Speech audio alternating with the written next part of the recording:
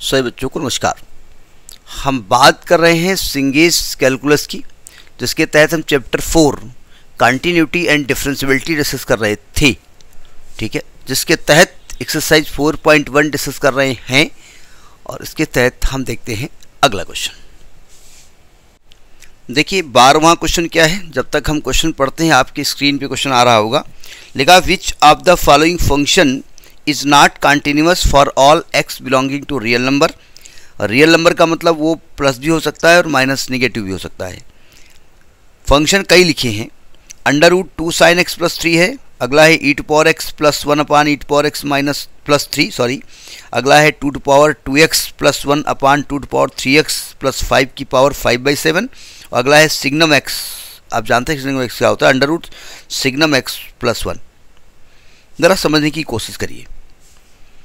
इसमें कहा गया फंक्शन कंटिन्यूअस है कि नहीं है, इसके बारे में बात करिए। कैसे बात की जाएगी भाई? अब आप कहेंगे भाई कंटिन्यूटी का कंसेप्ट होता है, किसी पॉइंट पे कंटिन्यूटी प्रूव करनी होती है तो हम लेफ्ट हैंड लिमिट निकालते हैं, राइट हैंड लिमिट निकालते हैं और उस पर्टिकुलर पॉइंट पे फंक्शन का मान निकालते हैं और वैल्यू निकलनी चाहिए। यहाँ तो पॉइंट ही नहीं दिया गया तो क्या करें, कोई पॉइंट ए मान ले। देखो हमेशा वही मतलब नहीं होता है। कंटिन्यूअस का मतलब ग्राफ में क्या मतलब होता है? ग्राफ में मतलब ये होता है कि भाई x का मान आप रखिए और fx बोले तो y का मान निकालिए, तो आपको एक कोऑर्डिनेट सिस्टम में x और y का मान मिलेगा, एक पॉइंट मिलेगा। उस पॉइंट को प्लॉट करिए, सभी पॉइंट्स निकालते जाओ, प्लॉट करते जाओ, प्लॉट करते जाओ और आपको एक कर्व मिल जाएगा। और वो कर्व कहीं अगर ब्रेक हो गया या कोई आपने x की वैल्यू रखी कि fx यहाँ पर मिल ही नहीं रहा है, तो अब किसी एक पर्टिकुलर x पर y मिल नहीं रहा है तो वो पॉइंट आप नहीं लोकेट कर सकते वहाँ पर, तो डिसकंटिन्यूअस हो जाएगा। बस यही इस क्वेश्चन का मतलब कॉन्सेप्ट है। समझ में आ गई बात? तो ज़रा समझिएगा। जैसे कहा गया कि 2 sin x प्लस 3 ये कंटिन्यूअस है कि नहीं है। अगर x की हर वैल्यू पर, भाई कंटिन्यूअस मतलब कि मैं x यहाँ रखूँगा और ये सॉल्व करूँगा और इसके करस्पॉन्डिंग y का मान निकालूंगा और कोऑर्डिनेट पॉइंट पे, कोऑर्डिनेट प्लेन पे जो आपका कार्टेशियन प्लेन होगा वहाँ पर लोकेट करूँगा, ग्राफ खींचूंगा। ऐसा करूँगा नहीं, मैं बता रहा हूँ। अगर रूट के अंदर कहीं कोई नेगेटिव वैल्यू आ गई तो ये समझिएगा कि रूट के अंदर नेगेटिव होने का मतलब ये होता है कि वो y का मान इमेजिनरी हो जाएगा। तो आप केवल इतना सिद्ध कर दो कि ये भैया वैल्यू पॉजिटिव ही रहेगी, अपने आप प्रूफ हो जाएगा कि भाई रियल वैल्यू है, मतलब ये पॉजिटिव रियल वैल्यू है। तो इसका मतलब रूट नेगेटिव नहीं हो सकता। तो यानी कि आप हर x की वैल्यू पे y मिलना ही मिलना है, तो वो फंक्शन अपने आप कंटिन्यूअस हो जाएगा। लॉजिक समझ में आया? ज़रा समझने की कोशिश करिए। हम जानते हैं बड़ा उठाते भाई, यहाँ दिक्कत कौन करेगा? Sine x। तो हम जानते हैं कि एस जो साइन x की वैल्यू है वो ग्रेटर r इक्वल टू -1 होगी और लेस r इक्वल टू 1 होती है, क्योंकि साइन x की वैल्यू -1 से +1 के बीच में लाई करती है। लेकिन यहाँ तो 2 sin x है तो 2 से मल्टीप्लाई कर दो। तो जब 2 से मल्टीप्लाई करेंगे तो आएगा -2 less r equal to 2 sin x less r equal to 2। लेकिन यहाँ तो 2 sin x प्लस 3 है तो +3 कर दो, सब में 3 प्लस कर दो, तो आएगा -2 plus 3 is less r equal to 2 sin x plus 3 is less r equal to 2 plus 3। यही तो फंक्शन है।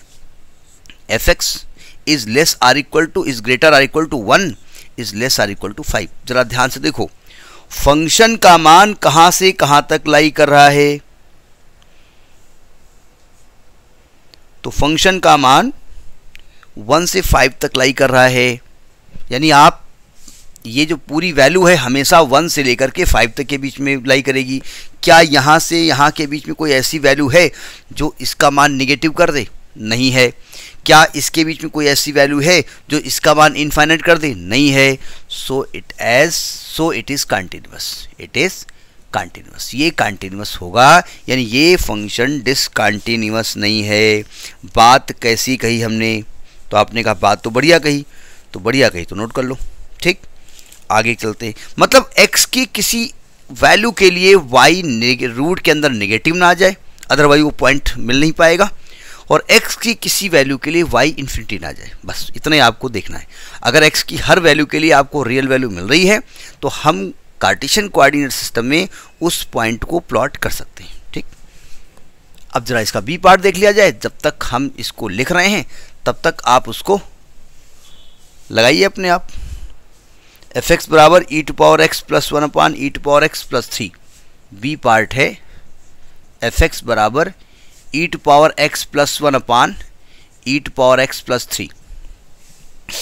क्या लफड़ा है भाई, क्या दिखाना है आपको? दिखाना ये है कि भैया ये वैल्यू में x का मान कोई ऐसा ना रख दें, रूट तो है ही नहीं कि रूट में निगेटिव हो जाए, तो रूट का काम ही खत्म, कि डिनोमिनेटर न जीरो आ जाए। क्योंकि अगर डिनोमिनेटर जीरो आ गया तो फिर तो इन्फिनिटी हो जाएगी वैल्यू, वहाँ पर गड़बड़ हो जाएगा, वहाँ पर हम प्लॉट नहीं कर पाएंगे। तो देखिए ज़रा ध्यान से, क्या मैं आपसे ये कह सकता हूँ कि जो देखो सावधान, जैसे e की पावर है, e की वैल्यू हम जानते हैं 2 और 3 के बीच में लाई करती है। जो e का मान होता है वो 2 पॉइंट समथिंग होता है। आप इसकी वैल्यू कुछ भी रखो पावर में, जैसे मान लीजिए 2.3 है मान लेते हैं, अगर पावर -1 भी लिख दोगे, पावर लिख दोगे ना, तो पावर का मतलब 1/2.3 हो गया ना। पावर से इसका साइन निगेटिव तो हो नहीं जाएगा, सही कही ना। तो यानी कि हम ये तो जान रहे हैं कि ई टू पावर एक्स जो है वो कभी निगेटिव नहीं हो सकता, यानी E to power X is always greater or equal to 0। Equal to 0 हो सकता है क्या?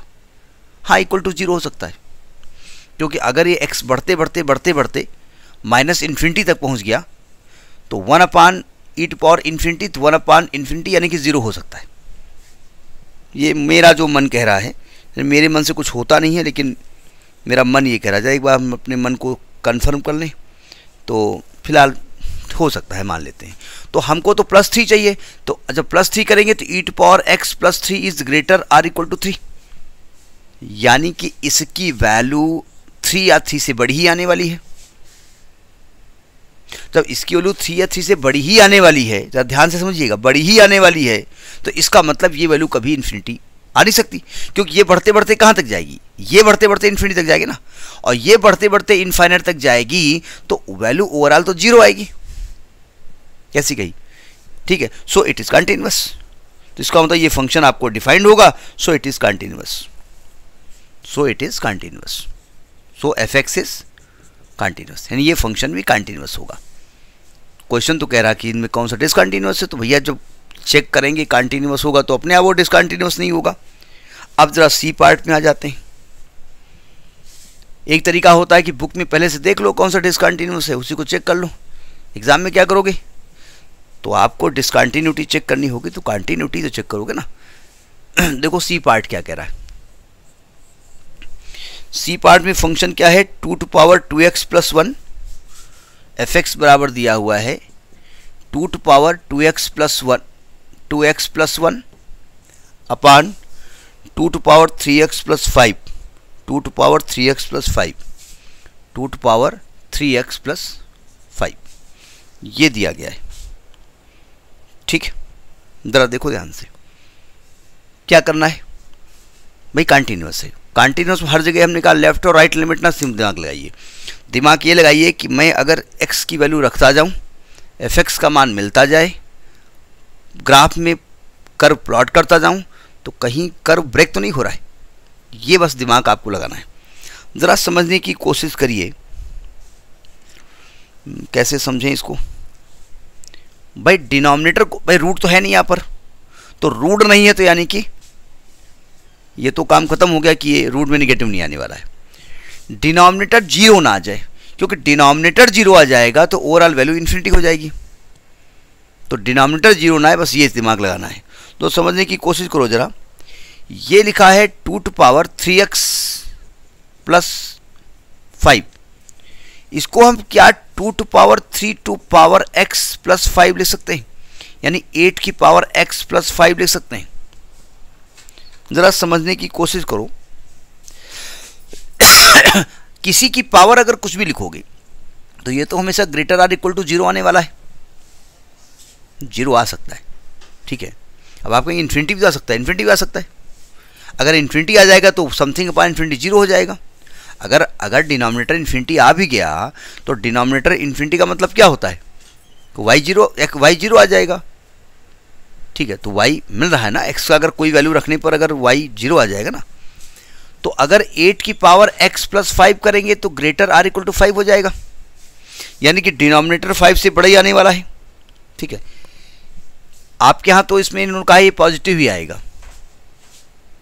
जो बुक में सोल्यूशन दिया है उन्होंने इसको ग्रेटर देन 0 ही माना है, लेकिन हम ये मान के चल रहे हैं कि x की वैल्यू चूंकि रियल नंबर है, और रियल नंबर हाँ ठीक है माइनस इन्फिनिटी नहीं लीजिए, क्योंकि रियल नंबर जब आप रियल नंबर लिखते हैं तो आप लिखते हैं ना माइनस इन्फिनिटी से प्लस इन्फिनिटी और ओपन इंटरवल, तो माइनस इन्फिनिटी ना ही लीजिए आप।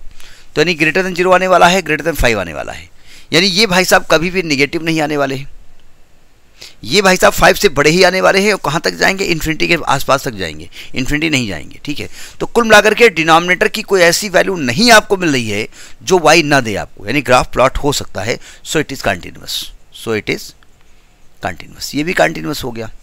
तो आप कहेंगे भाई 3 पार्ट तो कंटिन्यूअस हो गए, तो सिंपल बात चौथा डिसकंटिन्यूअस है, और मान लो वो भी कंटिन्यूअस हुआ तो चेक तो कर ही लो ना उसको, तो ज़रा उसको भी चेक कर लेते हैं। सिग्नम फंक्शन आपने पढ़ा है, इसलिए उसके बारे में हम ज़्यादा बात नहीं करेंगे।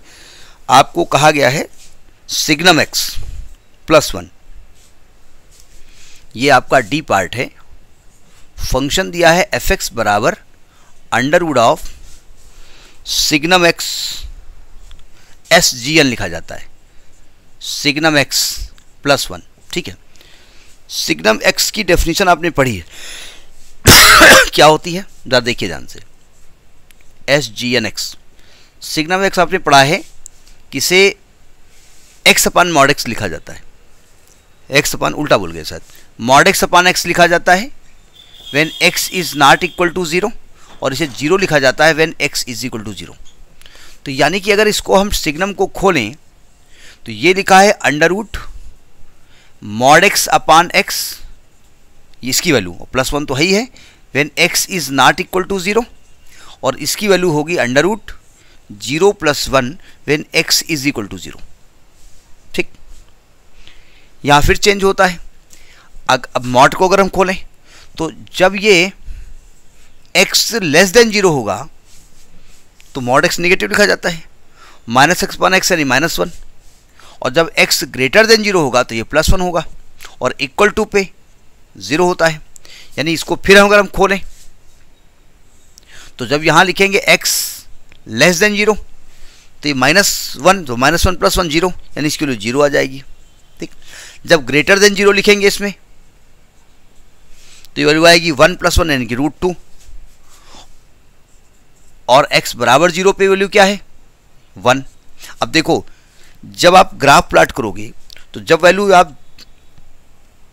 वैल्यू 0 से छोटी लिखोगे तो y 0 मिलेगा, जब 0 से बड़ी लिखोगे तो y √2 मिलेगा, जब x को 0 लिखोगे तो y 1 मिलेगा, यानी ग्राफ प्लॉट होगा ही नहीं, एक कंटिन्यूस ग्राफ नहीं मिलेगा, ब्रेक हो जाएगा। ठीक है, क्योंकि 0 पे इधर उधर ये अपने नेचर को चेंज कर रहा है, इसलिए ये डिसकंटिन्यूअस होगा। समझ में एक बात नहीं आई, तो ये 4th पार्ट आपका डिसकंटिन्यूअस है, लेकिन चेक करना पड़ेगा ना, ऐसे थोड़ी आप डिसकंटिन्यूअस कर दोगे। तो this is the solution of 12th question. Next in the next video, नमस्कार।